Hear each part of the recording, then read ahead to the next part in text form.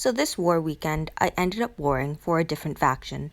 I didn't plan to be on as much as usual, and I didn't want to hold back Twilight Princess. So I came and warred for another faction in my region called Legends. And I took it a bit easy this weekend. I didn't play as much as I usually did or do, and I just played for fun. And it was pretty nice, to be honest. It was nice not having the same amount of responsibility, I guess, when playing, because you really want to go all out when you're playing at a high level. And being able to step back a bit this weekend was really great. I was able to accomplish some other things this weekend that I otherwise wouldn't have been able to. For example, I was able to finish writing my first article. So I'm now writing beginner guides for a website called Playaholic, and I am given a game that I'm going to test out, and I'm going to post videos on my YouTube actually with kind of how I'm going through the game at the start and figuring things out, and I think it's going to be a lot of fun. And if anyone is wondering, no, I am not getting paid to write these articles. I'm doing it just for some fun, for something to do. I feel like it's always a good thing to learn a bit more, and I think it'll be pretty interesting writing game articles. I used to read them when I was a kid in order to learn how to play different games and, different walkthroughs, because I was either lazy or I was confused because I was just a kid trying to figure it out. But anyway, back to war. In war, I ended up scoring quite a few points. I think I got about 350,000 points. So I was pretty happy with that because I was on probably less than half of what I'm usually on for. So it was a nice break from everything else. This war weekend, the war towers were plus 40 crit to all alert toons, plus 20 attack to all fast toons, and a medium bonus to AP to all tough toons. So I ended up going with a more yellow attack team, and I found myself using Marlon and Rosie a lot more than Decap Sandy. I think I really only used 3 teams all weekend with this Marlon and Rosie team. So Michelle lead, Dale, Marlon and Rosie, Louie, and Magna. I used them probably 70% of the time. And then I used my bleed team that I showed you last war, or 2 wars ago, sorry. I used that team probably 25% of the 30% left. And the last 5% I used I did use 2 other teams. So that last 5% I used either my fast control team or my blue attack team that I used against primarily red teams. So that's with Douglas in it, my alpha, Andrea lead, Earl, and Yumiko. And I don't think I used the team where Magna was in it because I found I needed more control on that team, and Douglas gave me that, especially with his Guardian Shield, because it was able to block all your payback, all your bide, and just normal attacks. So I probably only used that team maybe 1% of the time, but I really enjoyed this red-yellow team. It worked well with the towers that were up, and what I really like about Marlon and Rosie is their honor roll ability. So you don't need to really use an attack buff because he buffs himself. So along with the tower, his attack just gets crazy high. So he ends up being pretty effective against payback toons as well. I think this observation regarding honor roll toons applies to all honor roll toons. So not just Marlon and Rosie, but League Store Tara and the new Ty, and I think there's one more honor roll character, but for the life of me, I can't remember who it is at this time. So I think it's a very smart character to use if you're unsure of what team you're going to be fighting against, because when they buff themselves, it means their basic attacks become higher, and it becomes easier to kill some of these, very tanky defenses. And then, of course, if there isn't a payback toon on the defensive team, you now have this very strong character that is able to rush and apply massive amounts of damage, not just with their basic attacks, but on their physical rush.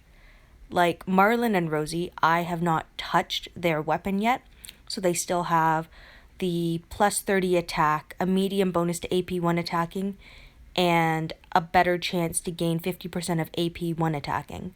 So I really like his weapon because I can rush him naturally on turn 2 sometimes.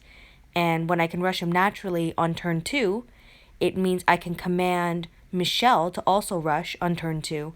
And all of a sudden, I have potentially 4 kills.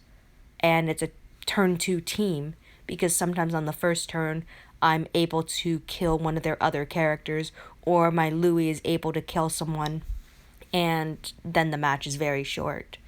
And in this match right here, you see me again use this fast rushing team in order to leverage my own toons. And one of those premium teams is now dead thanks to Priya and Kate. So in this match, a typical Eric team, whenever I see an Eric team, I just think this is bread and butter. Almost every single Eric team has the same type of build. You know, you have your Guardian Shield, you have your Human Shield, you usually have one Reviver, maybe two. Well, one Reviver's Eric, of course, but the second one's sometimes Solange. You see Regina a lot. You sometimes see your Command Glenn. And with teams like this, I will either disarm the Human Shield first, or I'll disarm a character that has a stun on attack weapon. Because if my Human Shield gets stunned on the first turn, then the rest of my team is very susceptible to other attacks. Again, here's the same type of build that I mentioned before, except instead of Regina, you have Julie, who I would say is a better character. I really like her rush, 100% heal reduction, as well as confuse, decapitation toon. I believe her active skill is AP gain and maim. But as you see, the same type of team build, and I was able to destroy it pretty easily. And whenever I see a Michelle lead, I assume that it's going to be a fast rushing team. So this is kind of a random team to face. Like an Eric on defense doesn't really match. Charlie does, though. Charlie is a very interesting toon to me on defense because you have to kind of disarm him at first. Otherwise, if you're running a Human Shield, he forces them to attack unless you have a taunt resist mod on your toon. So it's a fine line because if you disarm Charlie but bring his HP down below 75%, he's able to rush, and that can oftentimes kill a line of toons for me. Then if I fail on the disarm, well, whoever he's targeting, my Human Shield, they're going to be forced to attack him or the opponent's Human Shield, which could, stun my character, for instance, and open the rest of my team up for attack. So it's interesting. I personally like and don't like seeing Charlies on defense. I see them as being very effective if you have more than one threat, meaning if you have a toon that could supplement him.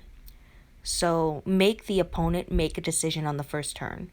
For example, if you make me choose between disarming Charlie and disarming a Human Shield, that causes the player to think a little more and weigh their options. I decided on one of my teams to take out Dale and put Kate in and use Jesus, who I just recently got but haven't changed his weapon yet.